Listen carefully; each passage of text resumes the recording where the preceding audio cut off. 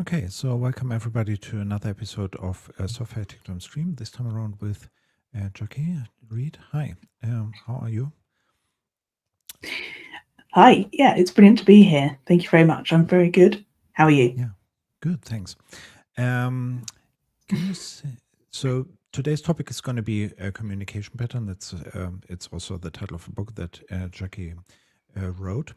And actually, she's going to present at Agile Meets Architecture about design patterns for software diagramming, which will take place in April 3rd and 4th, I believe, and your talk is on the 3rd. It is.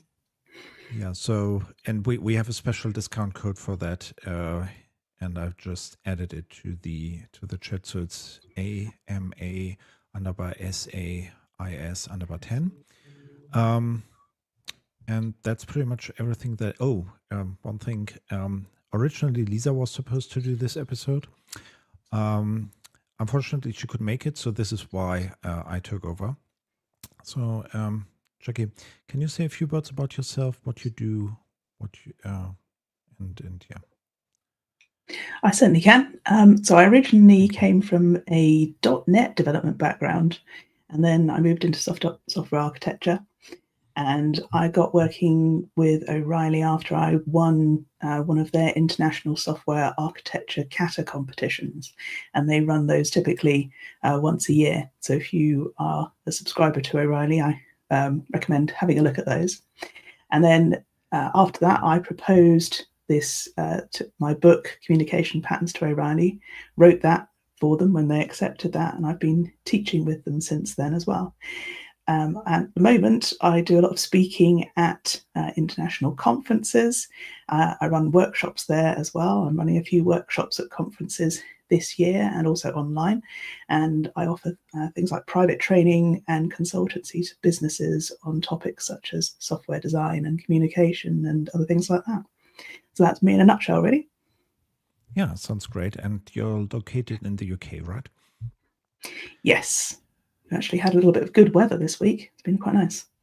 Yeah, it's overcast here, so yeah. So what are communication patterns? That's a very good question. So the information in the book is presented as both patterns and anti-patterns, which is probably something that a lot of people recognize from code and also a bit from architecture as well. So the patterns are things that tend to work a lot in a lot of similar situations. And there's always going to be exceptions to that, but they tend to work. Then anti-patterns, they're things that look like they're a good solution, or kind of might be the default thing that happens when no thought's put into what's being done.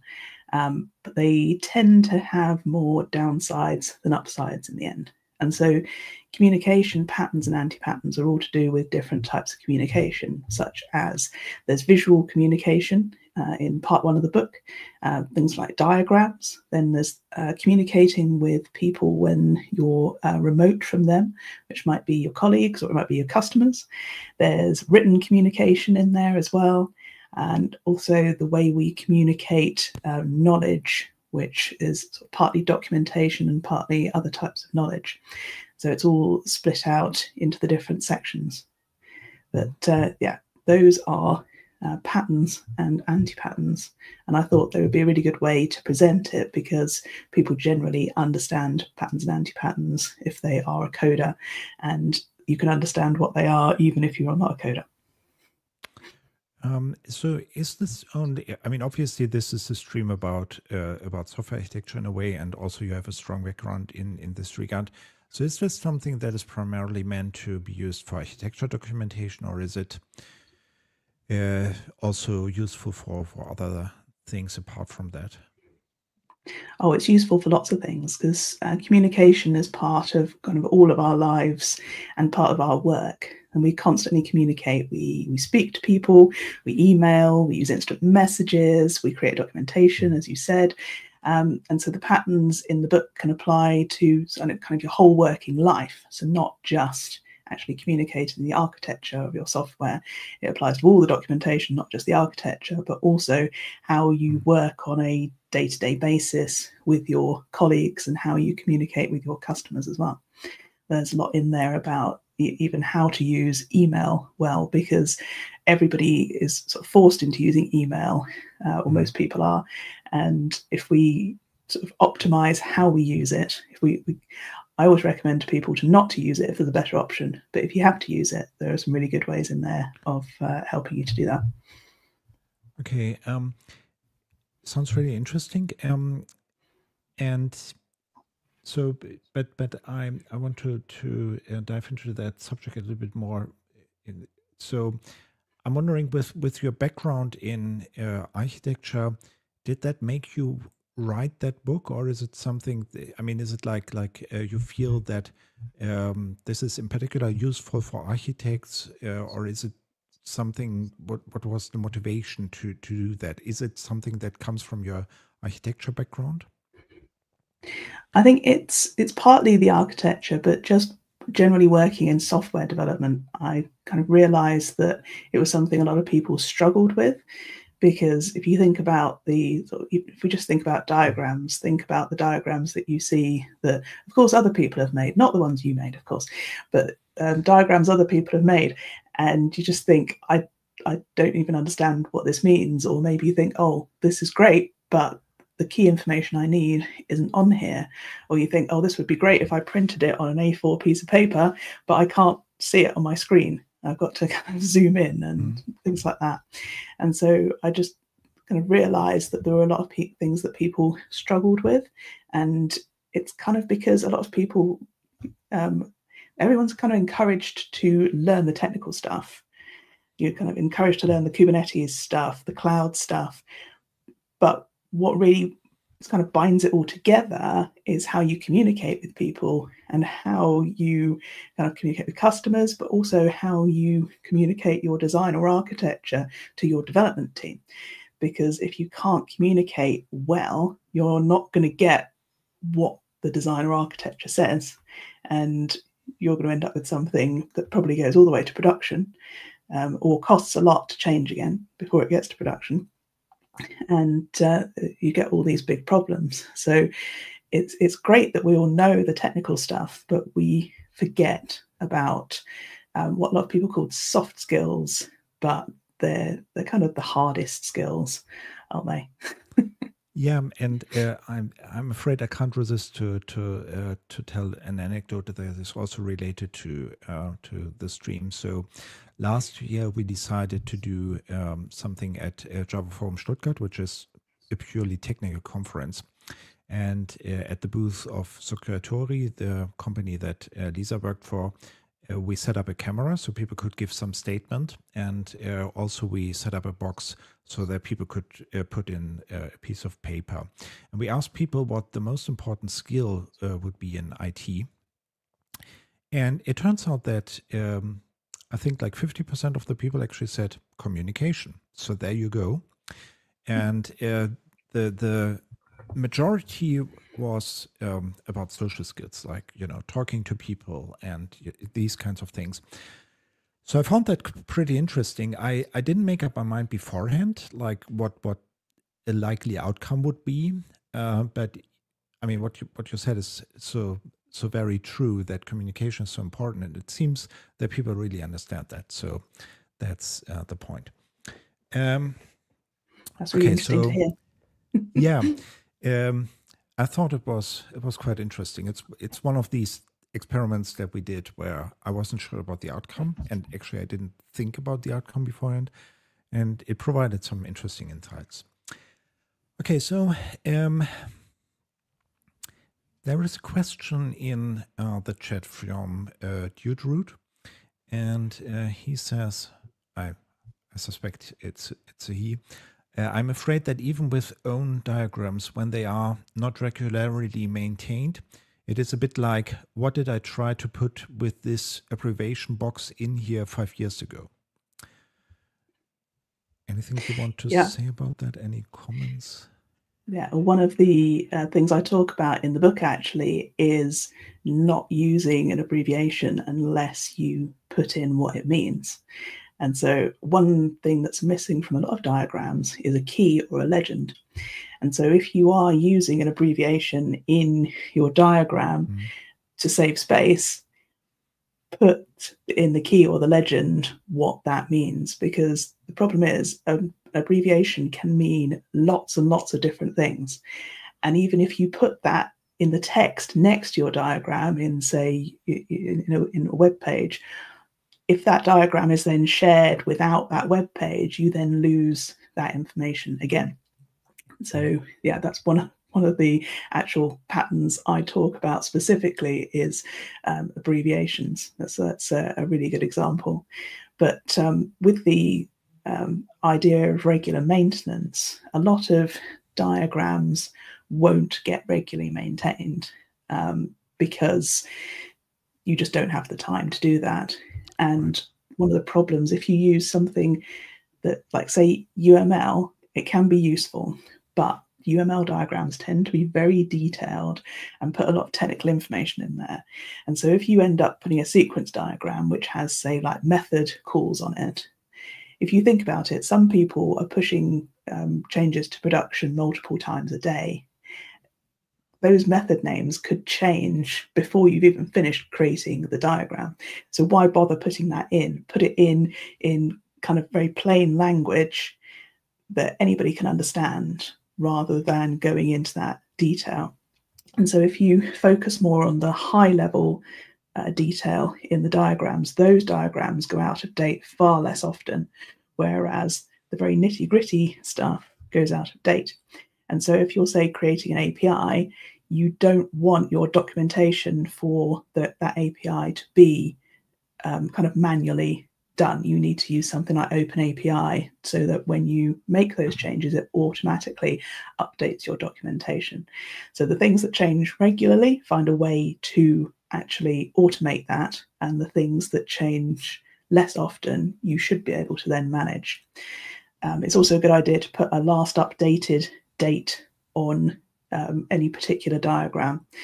And if that can be automated as well, so people don't have to remember to update it, that's also very useful. But if you see something that's, say, a year old, you probably can't trust it. If it's only from last week, it's probably fairly up to date. So that's already quite a lot of very useful advice. In the legend of a diagram, would you also, because you would ask not just about abbreviations, but also about what the box meant. So would you also put a legend in there that says these are the boxes that we're using, or that's the semantic of this box or that arrow? Is that also something that you would advise? Whatever you're using to communicate, if it's a solid arrow means a synchronous call and a dashed arrow means an asynchronous call, you need to tell people what that means, because that is a fairly typical thing to do. But what if someone has swapped it over, or they've used a green arrow to mean something? Then you can get some, you don't want people to misinterpret your diagram. So give them all the tools to interpret it. But talking about green arrows, that's another thing to consider, and that's color. One of the things I talk about is not relying on color to communicate, because you get people who can't see colors the same. You get people with color blindness, and it's not just don't use red and green. There's, I think, 7 different forms of color blindness, which I quite often, and anyone coming to AMA, you'll see this in my talk. It's quite a fun anti-pattern to have a look at. But we look at how we can, different ways that we can not use color to communicate, or use color plus something else. And I think problems with color vision is actually quite common, right? It's not just a few percent; it's actually quite a percentage. Worldwide, I think it's 4.5%, which doesn't sound very high, but it's over 350 million people, and it affects men more than women. I think it's 1 in 12 men and 1 in 200 women. You can't tell. I've used these slides many times, and so with the tech industry like it is, with it being more male dominated, you're actually more likely to come across someone who is colorblind in the tech industry than you are in some other industries. So it's something you really do need to consider, because if people misinterpret your diagram just because you use the wrong colors, then you're going to get some very costly mistakes happening. Yeah, good point. Deirdre added another remark. So he said, one solution that I evaluated for myself is the C4 model, where I try to get the diagrams generated from code or information that changes. So C4 is obviously the model that Simon Brown advertises. Or yeah, anything you want to add to that? C4. Yeah, the C4 model can be quite useful. It's all about structure. So you're still going to need behavioral diagrams. You're going to need things like flowcharts and other sequence diagrams, things like that, to show your behavior, because structure and behavior are both very different. You can't put them in the same diagram without risking confusing people, which is another thing I often talk about, mixing those together. But yeah, C4 can be really useful. And a course that I created recently, which I now teach, is all about diagrams as code and how we can use them with AI. And one of the things I teach in there is how to get started with Structurizer, which is this diagrams as code model version of C4, where you can actually just write it all as code. And so you can keep that with your actual code as well. So that's particularly useful. Yeah, and we had actually Simon on the show to talk about that. So I will add a link to the show notes. That's obviously also an English episode. So can you give some more concrete examples of communication patterns? Maybe not in the field of diagrams, because we talked a lot about that. Other types of patterns that you can advise or that you find useful? Well, I'll give you one example that applies to visual, but because it applies to other things as well. So there's one called representational consistency, and that sounds complicated, but it isn't. It's basically about when you have, say, multiple diagrams or other artifacts, things like documentation, your audience needs to be able to easily kind of see the link between these separate artifacts, so that they can understand that whole picture. So when you look at, say, a high-level diagram, like a system landscape or a context diagram, if you're thinking about the C4 model, when you look at the next level down, which is maybe a breakdown of that system, then you need to be able to see that link. You need to kind of realize that these two diagrams are connected and understand that connection. So the C4 model has got useful ways of doing that. So if you're in the context level, it will have a dark blue system. That's the kind of thing we're focusing on. And then the next level down, that system where you break it down, that dark blue box becomes a dotted box around the edge. And so you still might be looking at things outside of that dotted box, like the users, but you can, whichever one of those diagrams you look at first, you know the link between them. And so when we're thinking about documentation, say you've got things like a decision record, it might be an architecture decision record or another type of decision record. You're recording kind of why a decision was needed, what the options were, what the decision was, and that's really useful. But it's far more useful if you then link to where that decision record's been applied in your documentation. So when you're documenting whatever is being designed or done, you then have a link from there to the decision record, and preferably a link in the decision record to there. And if they're not actually hyperlinks, you just reference it. You say this has been applied here, or this is in decision record 2, 3, 4. And so you're just referencing what you've done. You can say, oh, the criteria we used to make this decision came from requirement 27 and 28, or from the constraint 14, things like that. And it just means that when people look at that decision, they can go, oh, okay, that still applies, that changed. Does that mean that I can change this decision, or it should be changed? and you're just giving people that information. Also, it means that people can look at it and go, yes, I agree with that, because they've sort of given me the proof that I need to kind of trust this decision or this design or this like table of data. And it just gives people that information to be able to understand and trust what you've created, but also kind of the ability to change things safely in the future, because every time we know that change happens all the time, and to make those kind of safe changes, we need to understand why things were done in the past. So we're kind of linking everything together. Because you brought up the subject of communication via emails, I was wondering whether you have some advice to be better at writing emails, or is it just writing? I mean, is there also advice on reading emails? Yeah, there's a bit of information on like writing, on different types of like technical writing and things in the second part of the book, which is all about written communication, verbal and non-verbal communication. But there's also loads on kind of this communicating with people who aren't in the same room as you, because if you're in the same room you can just talk to someone, but I mean, even a lot of people who work in the same room will just message someone who's just over there, or email them because they need to copy in someone who isn't there, or talk to someone else who isn't there as well. And so that's kind of why I wrote the whole kind of distributed part of the book, because even if a lot of people are still co-located, they are still communicating with customers who are elsewhere, or the odd team member who's elsewhere. And one useful thing you can do with emails is that you can make sure that you come to the point kind of straight away at the beginning.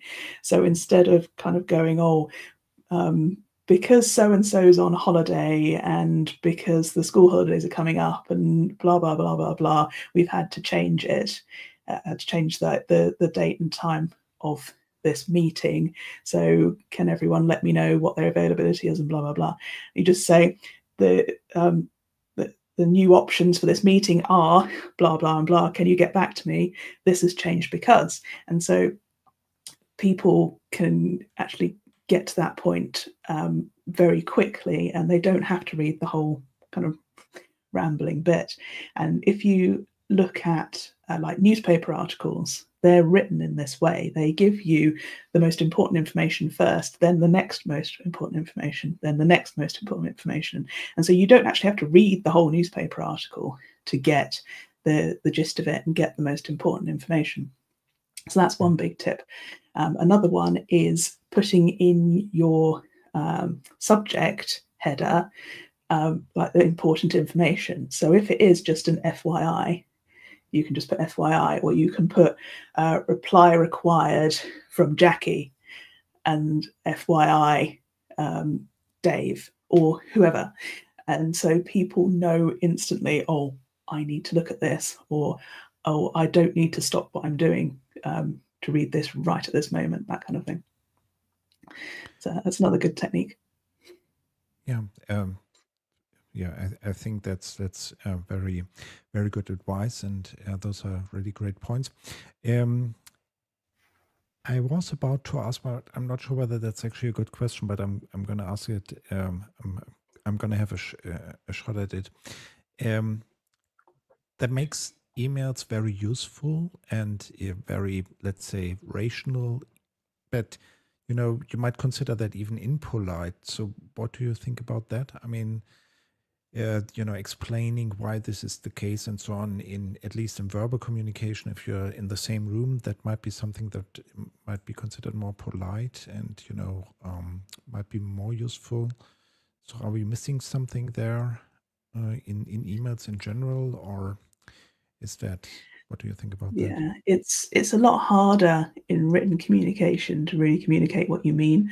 And I think that's why emojis appeared first, just the text-based emojis, when that's all we had on our mobile phones, and then into the much more varied ones that we have now.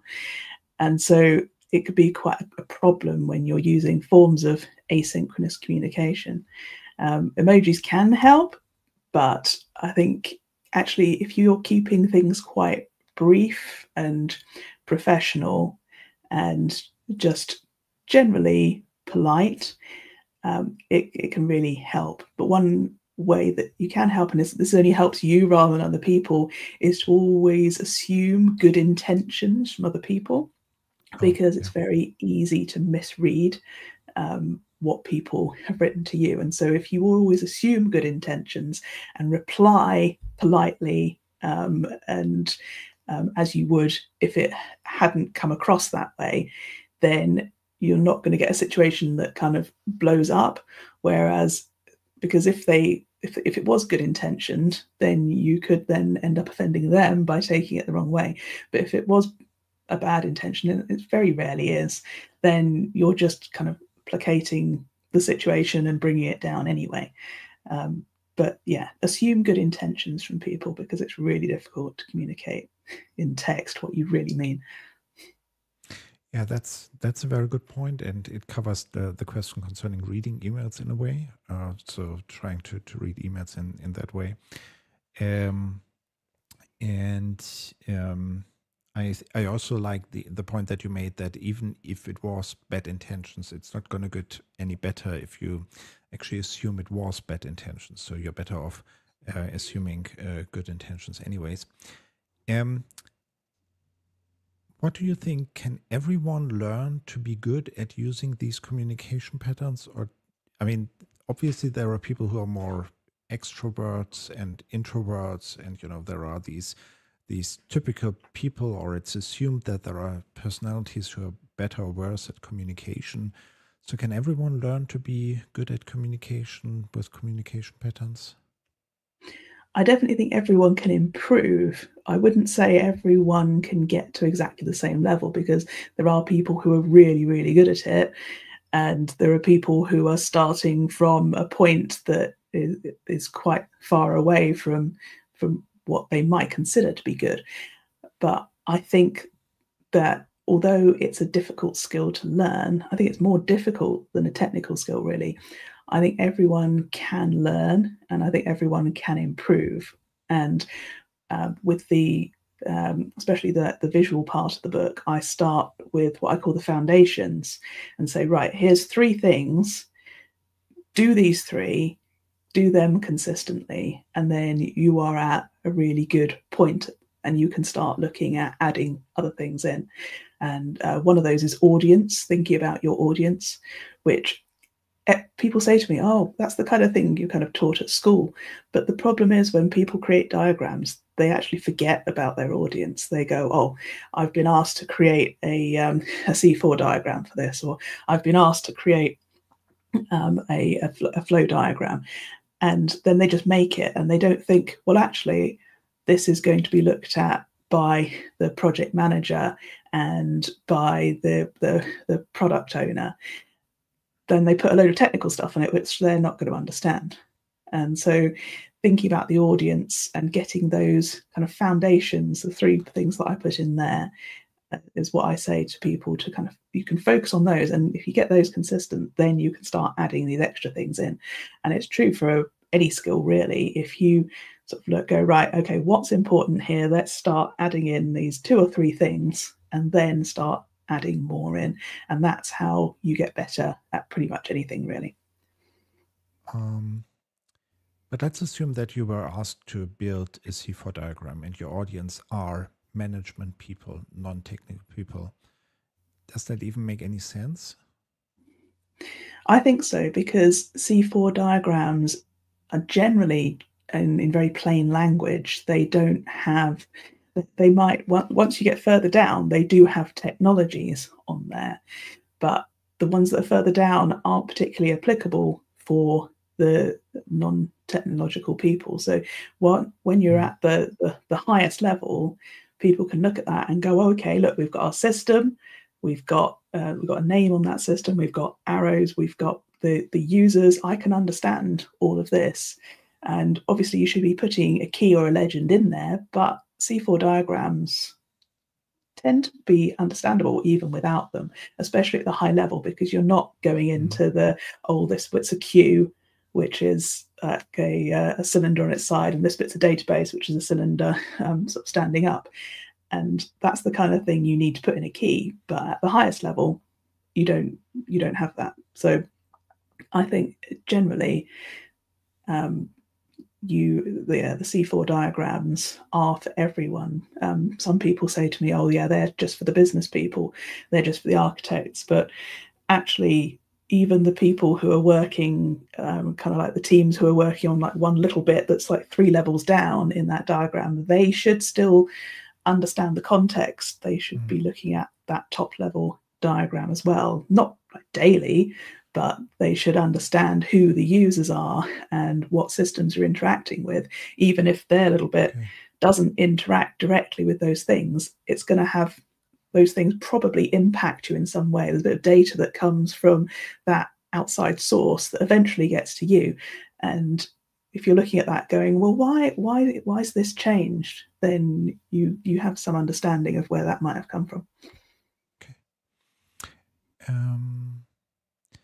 So the talk that you're going to give at the Agile Meets Architecture conference is called Design Patterns for Software Diagramming. How does that relate to your book and communication patterns overall? So this talk is based on part 1 of the book, the visual part, and it's a selection of patterns and anti-patterns for the diagrams and visuals. It doesn't cover them all, nowhere near. I've realised I don't actually cover them all in a 1-day workshop that I run on the same subject, so I definitely can't fit them all into a 40-minute talk. But it goes through a selection of different ones from, I think there's 6 chapters in that part, and they're all kind of about different things. There's one on notation, and we've got the fundamentals chapter and things like that. And so it gives you like a nice selection, so you can, there are lots of useful takeaways from that talk, whether you end up reading all the rest of them or not. So when I look at, I mean, obviously I'm also doing workshops, and I'm drawing some ad hoc diagrams, and I'm wondering whether you need to be good at drawing to actually use communication patterns or diagramming patterns for that matter. I mean, at least if you're standing in front of a whiteboard or a flip chart with your pen in the hand, you have to, right? Or is there also some advice about that? Yeah, I think if you're actually drawing with your hand, then you don't have to be sort of an expert drawer, but there are things you can improve. So you can work on your writing being sort of a decent size and legible.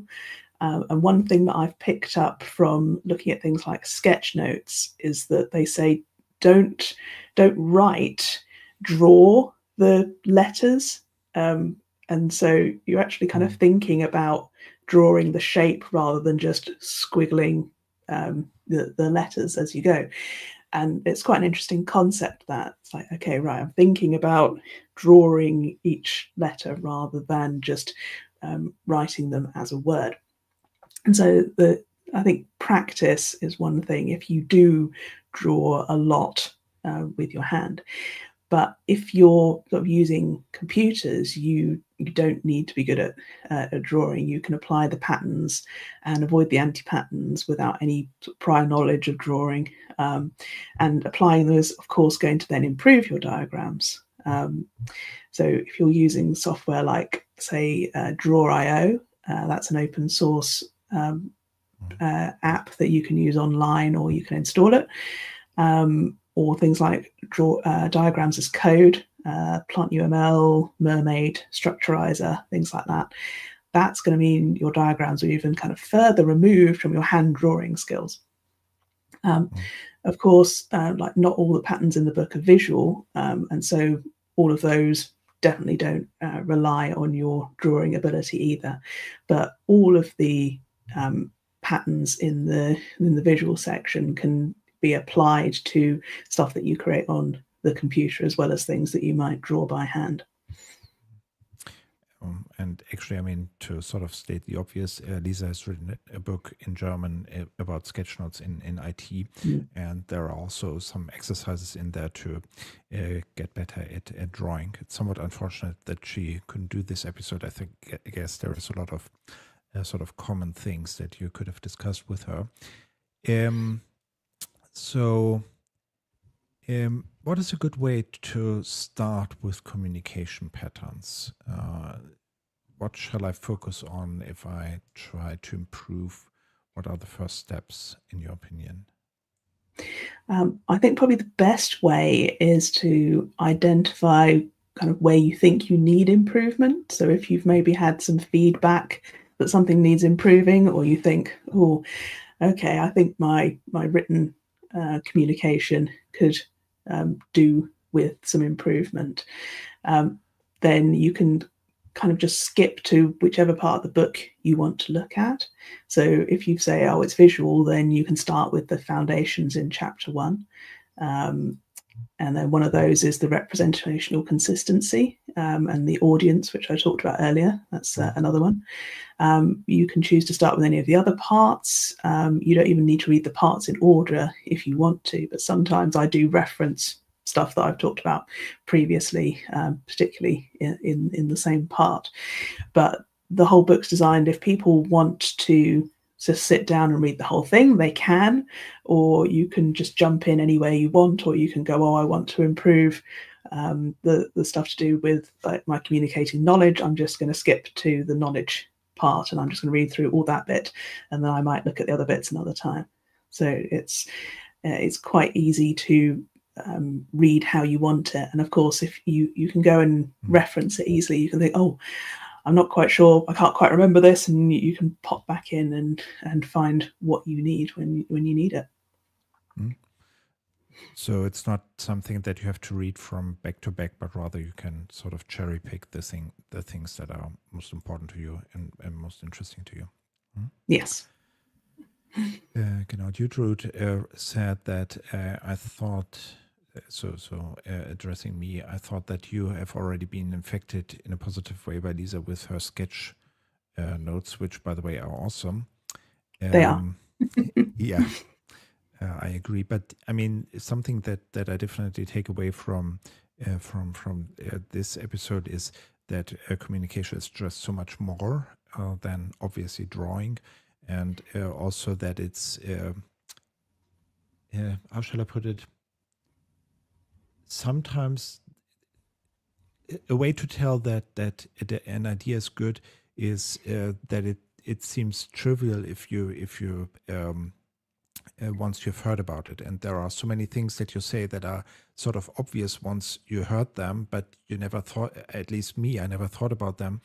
But they are definitely great ways to improve. I mean, that's probably the point with genius ideas, that once you tell them to people, it's like, yeah, of course. But to get to that point, I think that's great. And there is so much stuff. I have to admit that I haven't read your book, but it's really sounds like there is a ton of things to learn from very different perspectives. Yeah, what you say there about the kind of the simplicity of it. Some people say to me, oh, it's really obvious that you should put a key or a legend in a diagram. And I say, well, look at all the diagrams around you and tell me what percentage of them actually have a key or legend in them, even in, say, the same web page, even if it's not with the actual diagram. And it's incredibly low. So people say, this is so basic. It's like, yeah, but people don't do it. So I just have to remind people and give them the best practices so that they actually do it. That's a very, very good point, because it illustrates my point exactly. And also,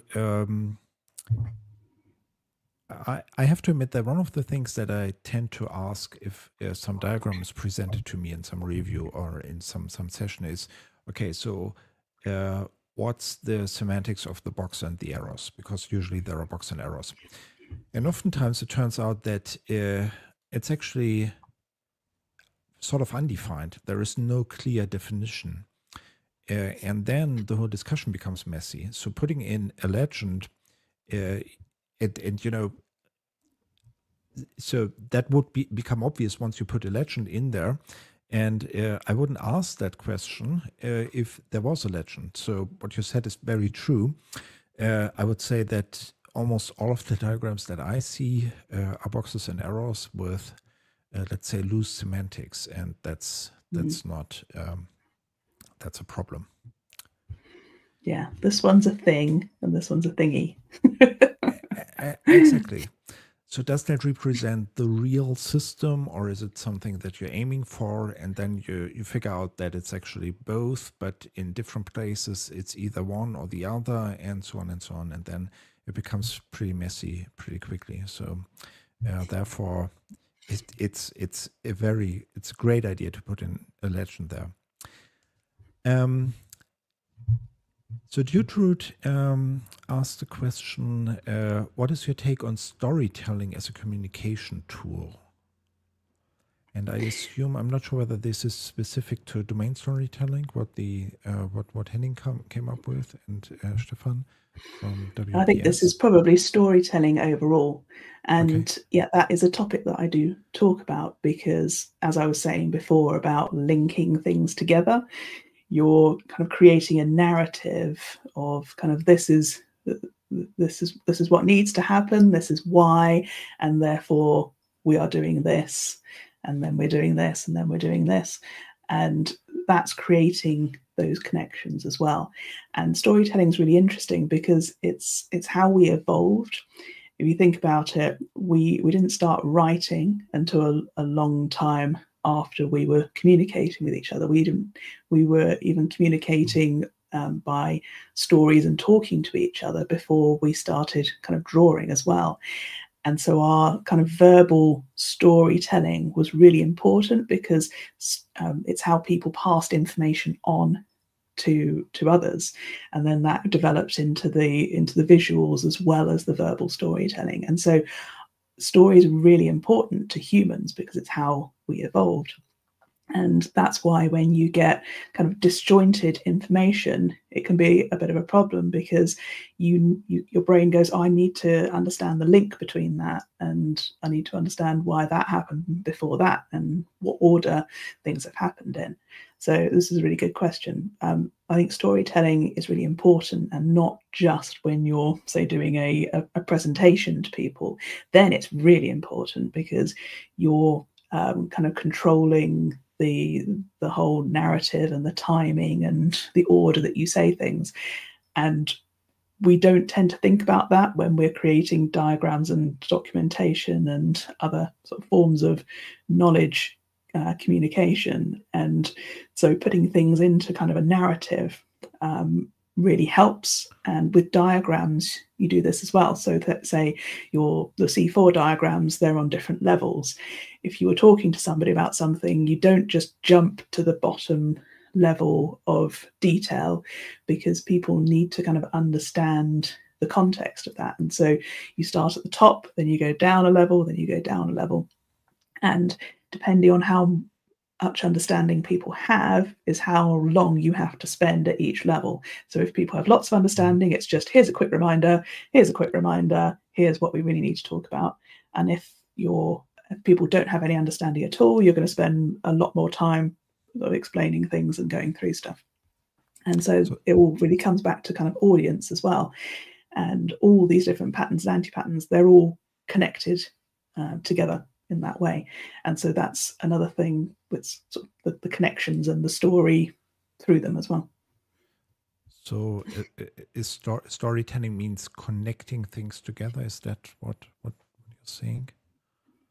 Kind of. It's thinking about the order of things. If you think about writing a fictional story, you have very basically a beginning, a middle, and end, or you have a kind of an exposition at the beginning. You're kind of introducing the characters, and then you kind of introduce a bit of tension, the kind of like, oh, what's going on here? What are the constraints? What are the needs and things like that?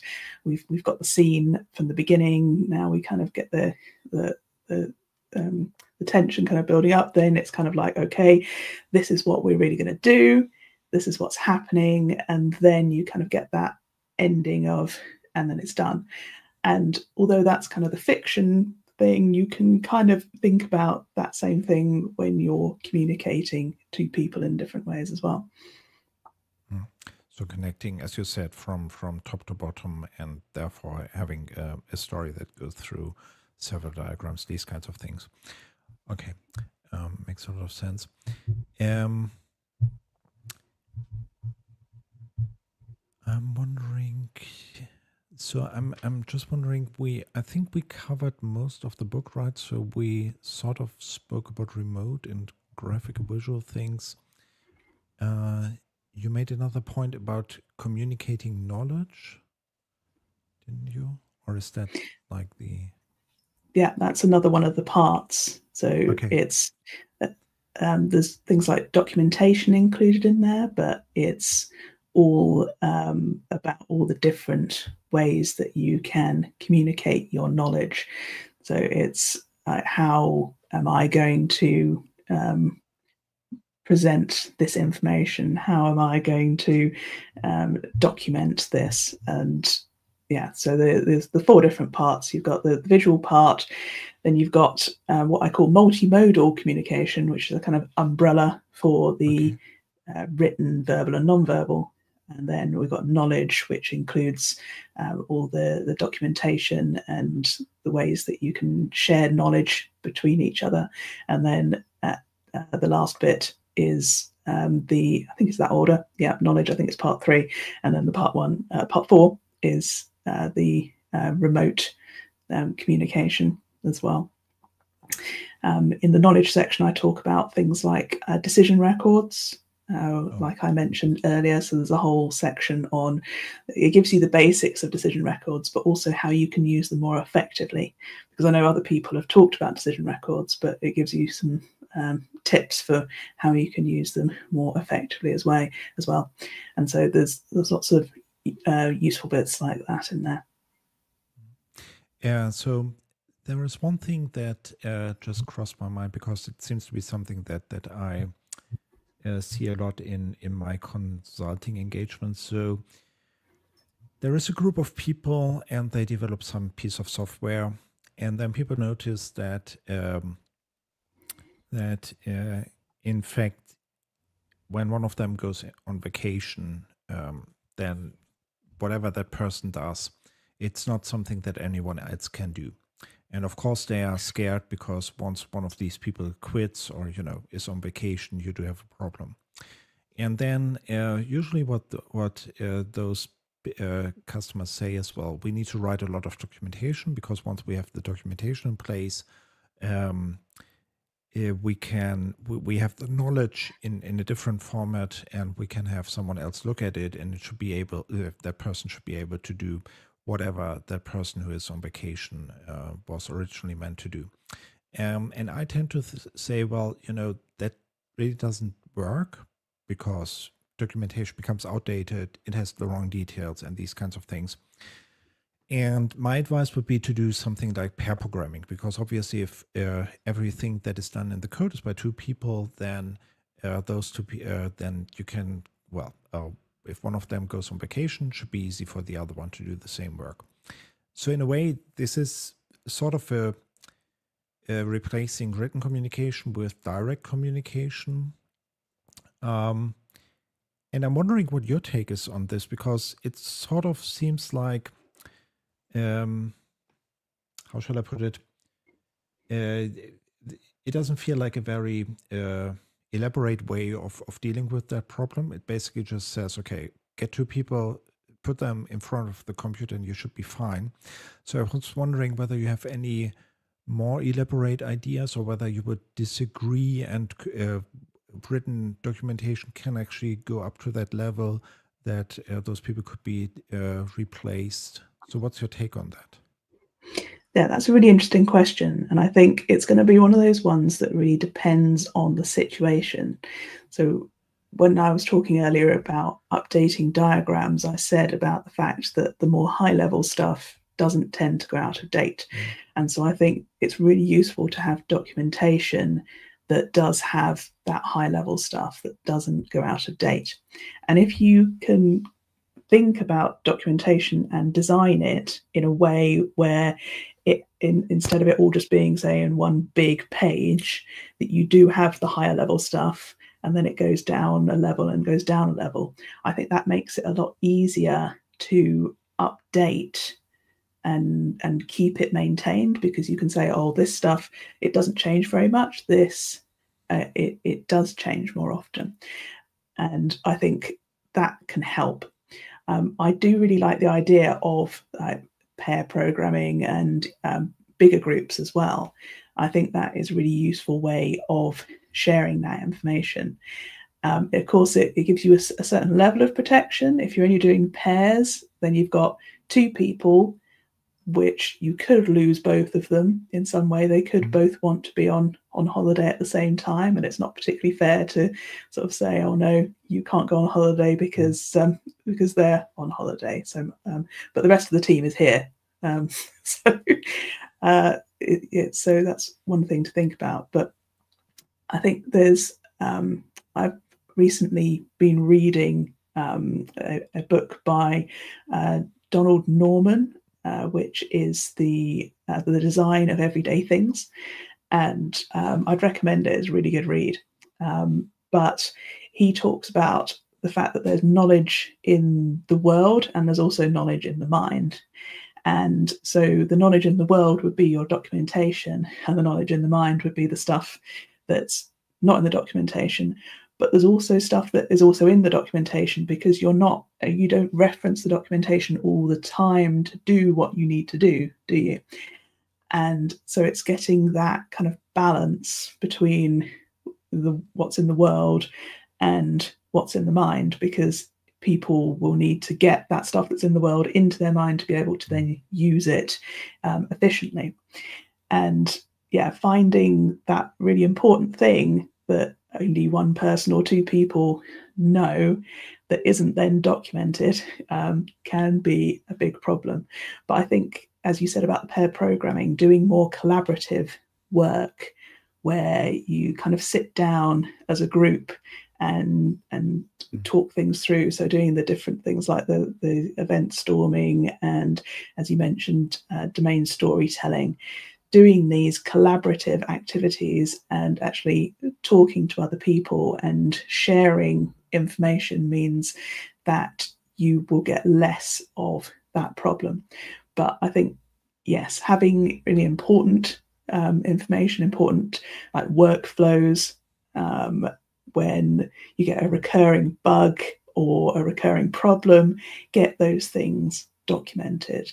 But you're going to get, as you say, with having everything in documentation, you're going to get less and less kind of back from having stuff in as you get more and more in there, because you've got the most important stuff in there and then you get the maintenance costs of it.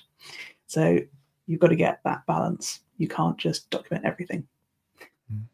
So I have to, so I took some sort of ideas from what you just said. So I think one thing that you didn't really say explicitly, but I sort of got the idea is that you definitely want to have some kind of overview as a diagram, because that's also what C4 says, and it doesn't make, I mean, that's something that is not solvable with pair programming.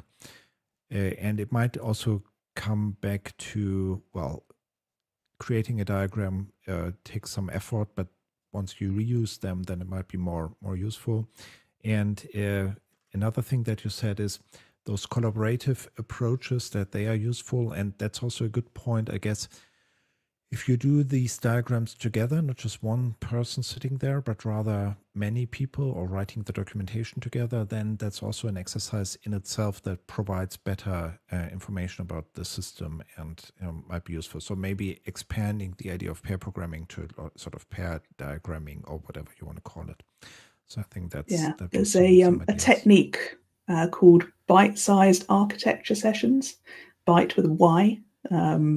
The bite-sized architecture sessions, and that is a very useful collaborative technique when you're thinking, oh, we actually need to document our system a bit and work out what we've got here because we haven't got the documentation.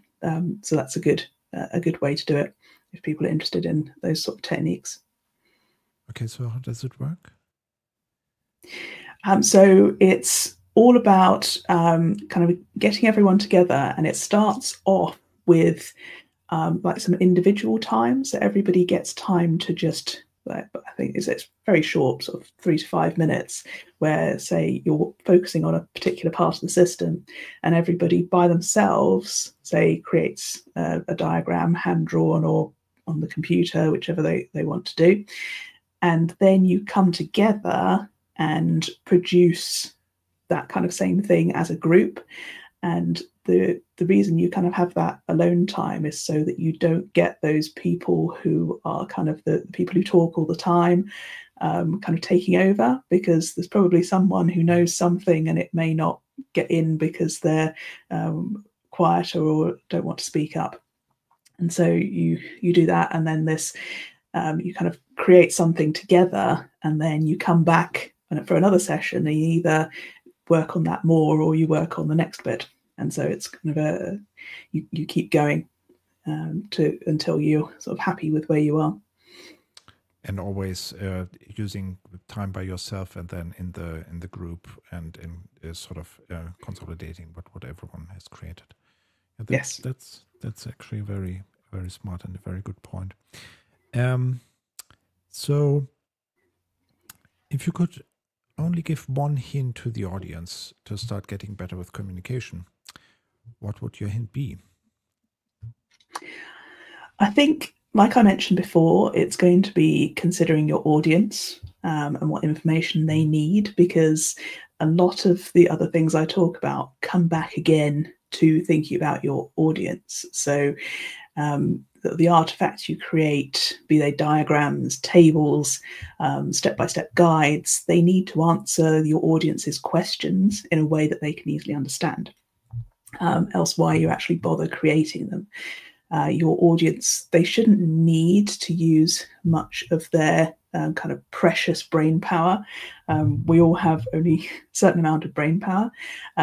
If you have to use a lot of it, they're either going to either give up or there might be some kind of miscommunication. And so if you make things easy to understand, easy to find the information they need, and help them to build an accurate mental model of the system or whatever you want them to understand. That sounds deceptively simple, but it isn't. And that's why I wrote the whole book about it, because there is so much to consider in there. But audience is going to be one of the big things that you should be thinking about. Okay, great. So there is one question in the chat by Jude Root, and he says or asks, do you have recommendations on how to deal with too much documentation when you end up with a huge confluence that is kind of semi-structured? I think a lot of people end up in that problem where people are just all adding their own documentation. So you can, even if you don't have the support further up, you can structure it a bit yourself, not by moving things, but by creating, say, a page that then links to things and structures it. And if you end up with, say, people coming to your, they call it a front door, you can then link, obviously, outside of Confluence or whatever you're using as well. And you can create this kind of main homepage or front door of things. And once people start realizing that that's useful, then you might actually get things restructured. Another thing to think about is if stuff is out of date, mark it as out of date. Make it really obvious what is out of date. Make it obvious what isn't maintained, because not everything should be maintained. So if we are thinking about a huge amount of pages in here, just make it obvious what people should be reading, because if people get a long way into it and then suddenly realize, oh, wait a minute, this doesn't sound right, this is talking about Windows XP, then they've wasted their time, haven't they? Or they might not even realize. So yeah, make sure that you are marking whether things are in date or not. Yeah. So what I find interesting about this is that you pretty much described sort of facade for the documentation, like the original Gov pattern facade, where you would just put in a simple interface to make a complex system accessible. And the other thing is like deprecation, where you basically says, okay, this is deprecated. So it's interesting how you can sort of use the same patterns for code and for documentation, it seems to me. Yeah. Okay. Thanks a lot for being here. Thanks a lot for spending the time with us. I hope, we will definitely meet at Agile Meets Architecture, I guess. And I hope we will also meet quite a few people from the audience. So have a great weekend, and see you soon at Agile Meets Architecture or other conferences. That's brilliant. Thank you very much. And if anyone wants to find me after this, best place is my website, which is JacquiRead.com. Really easy to find. Yeah. Thanks very much. We will also put a link in the show notes to that page, and also obviously to the page for your book. Okay. Talk to you soon.